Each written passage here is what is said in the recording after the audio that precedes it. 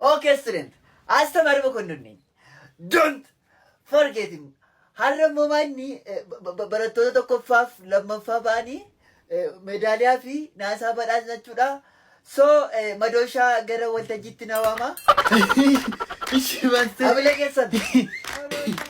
Thank you. Okay. Vale, che ti dà la tu? A che se te ne la tu? Oh, kadaskai. Vale, Marcello, ma male ancora.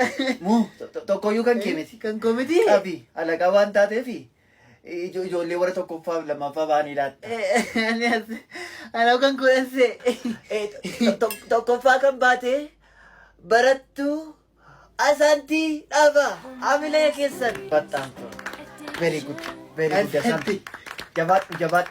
Era. Lammaffaa kan beemmoo abdataa jechuudha. Abdataa.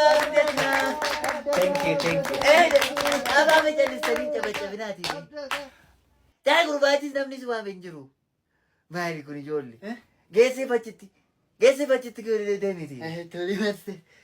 Callisanii olii gadi boombayinaa bubbee duwwaanana.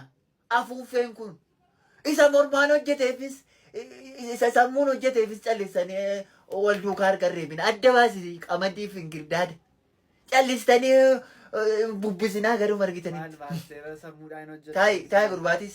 Maali marse? Anaabillee waraqaa wayii ilaaltanii sammuu kootti akka hin dhagaamne. Kan kee dudduubaani. Warri meedaaliyaa badhaafamtan baga gammaddan jecha barattoota keessaa yaada kan qabda yoo jiraattan harka keessan baasaatti mee yaada keessan dhiyeessaa. Kunoo marse. Harka argaan jiru.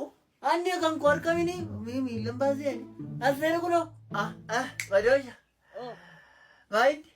Yaadan qaba. Yaada qabdaa? Okay, continue. Eeshi. Duraan dursanii of kalchaa afaan lama waliin haasa'a waan ta'eef. Of kali. Ingiliffaa fi afaan Oromoon haasa'a namoonni Ingiliffa sirriitti danda'an waan jiraniifi. So, First of all, thank tika easy rakkati. Isuma beektuun jedhe.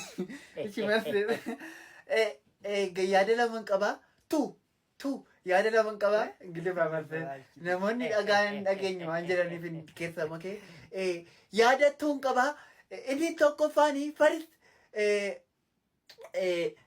namoota gara fuulduraadhaan tokkoffaaf lammaffaa ba'an madaaliyaa fi naasii badhaasaniittu namoota gara dudduubaan jiran immoo badhaastuu qabdu. Ijoolleen gara dudduubaan ba'an sin komachuu danda'u waan ta'eef amma gara fuulduraa warri jiraniif dudduubaa utuma warri gara fuulduraa akkas gara dudduubaatti garagallee warri gara fuulduraa tokkoffaa ta'u jechuudha.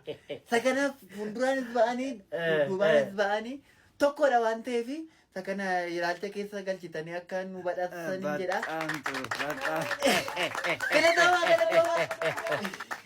Waan garaa isaanii naaseef.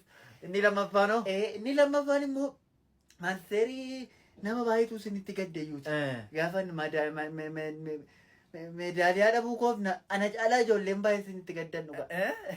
Sakana yoo sadarkaadhaan dhiisan illee amalumaan ilaaltanii na badhaasuu qabdu. Galatoomaa tingita. Taankisti.